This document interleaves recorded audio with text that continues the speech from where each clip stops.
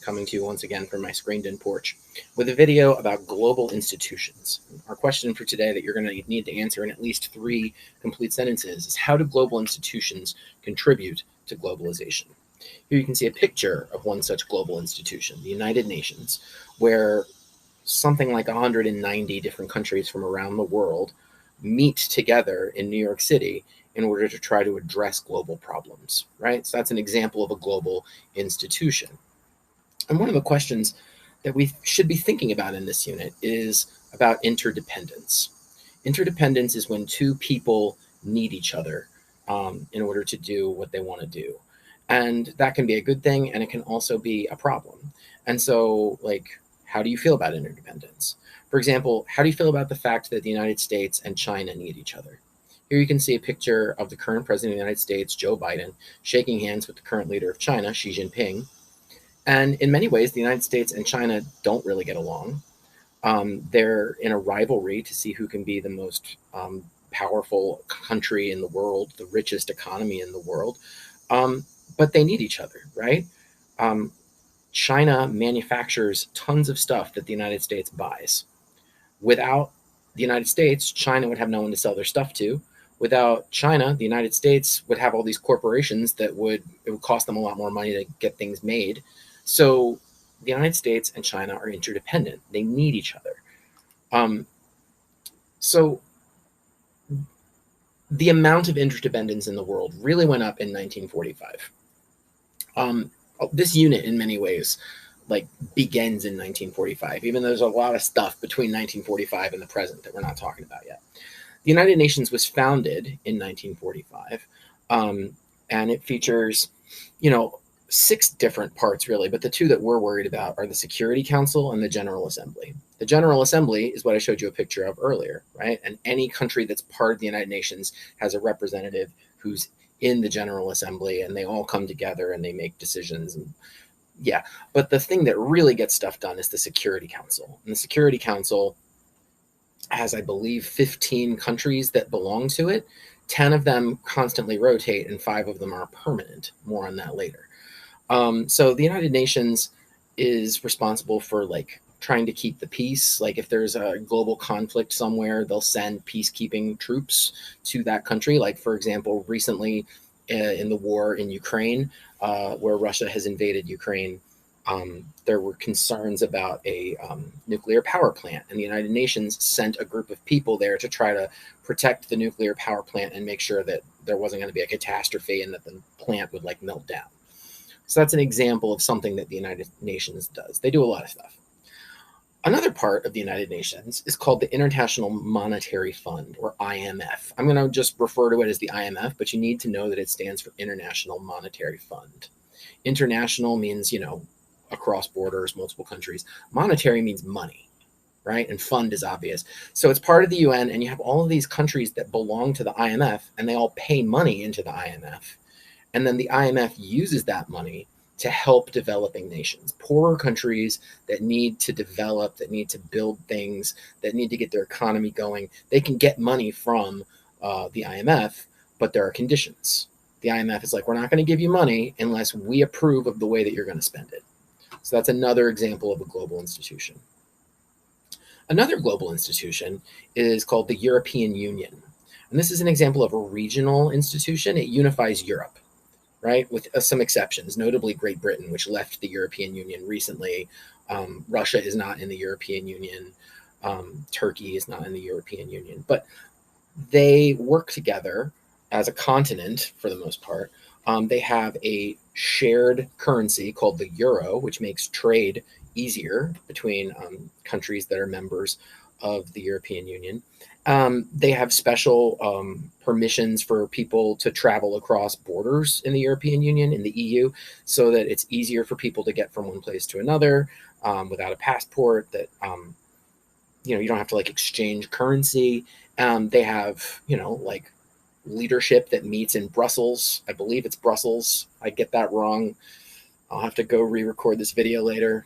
It'll be embarrassing. Some kid who knows where the capital of the EU is will speak up in class and tell me that I'm wrong. I look forward to that moment for you, future student. Anyway, it's an example of a regional institution that makes trade in Europe easier and helps to like keep Europe together. So what's the purpose of this? Remember how I said that this all started in 1945, these global institutions? Well, the reason why 1945 is because 1945, and this is one of the few dates I'm going to ask you to know, is when World War II ended. And World War II was such a global catastrophe, killed so many people, destroyed so much property, ruined so many lives, that the different countries that were on the winning side of World War II were like, okay, we have got to come up with a plan to make sure that this never happens again. So one purpose of global institutions is to prevent future conflict. Another purpose is to help developing countries. So after World War II, a lot of countries that had been colonized, which means like countries from outside had come in and taken them over and were like controlling them. Well, they became decolonized. In the 1960s and 70s in particular, a lot of countries in Africa and in Asia gained their independence. And those countries, because of colonization, were really behind, right? Like they hadn't been being developed. The people who'd been colonizing them had been like taking all their stuff and not really worried about like making the country better. So these countries need to be able to develop. And so that's another purpose for global institutions like the IMF, right? And that also will help prevent future conflict, because if you can get these countries to be developed and more stable, then there'll be less conflict in the world, right? When people have money and the things that they need, there tends to be less conflict. So what are some criticisms of global institutions? Well, there was a regional, it's not exactly an institution, it's more of a trade agreement.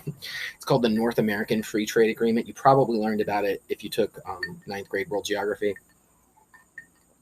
The North American Free Trade Agreement was an agreement to have sort of like a mini version of what the EU does in Europe, where it allows for unrestricted trade in North America between Canada, the United States, and Mexico.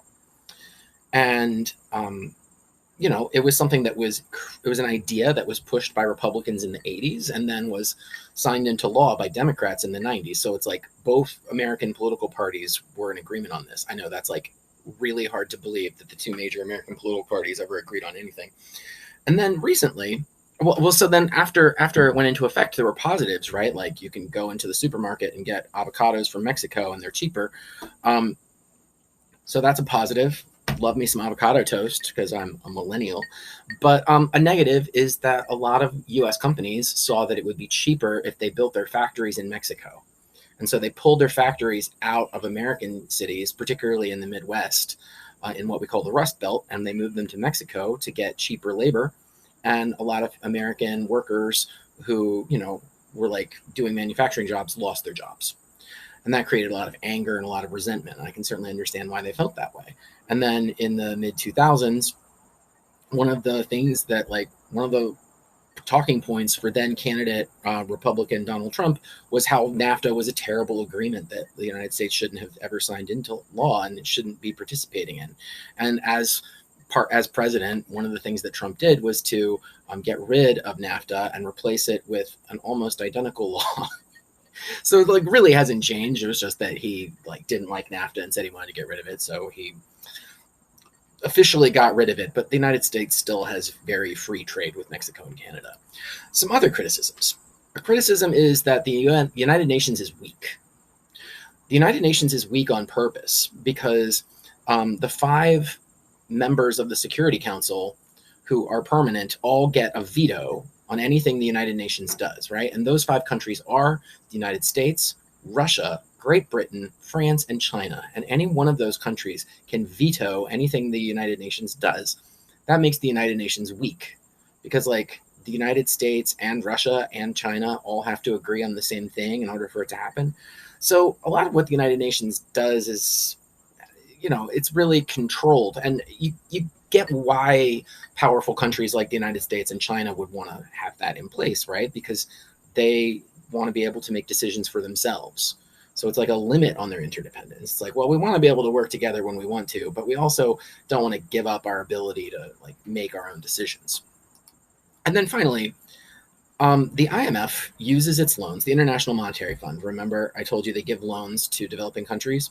Well, because those loans come with conditions, it's like, you know, it's a form of controlling those countries. So some critics have said that the IMF is a tool of what they call neo-colonialism, that it's not officially colonizing these countries anymore, but like you're giving them money and saying, well, you can only have the money if you do what we say. And so that means that these countries don't get to make decisions for themselves, and a lot of the loans have not been very effective in getting these developing countries to develop quickly and become successful like we want them to. So I forgot to do my last slide. My bad. But going back up to the top, just so I can remind you. Oh, there it is. How do global institutions contribute to globalization? You need to answer that question in 3 to 4 complete sentences. And yeah, good job finishing your vid notes. Don't forget that you have one more before this unit is over.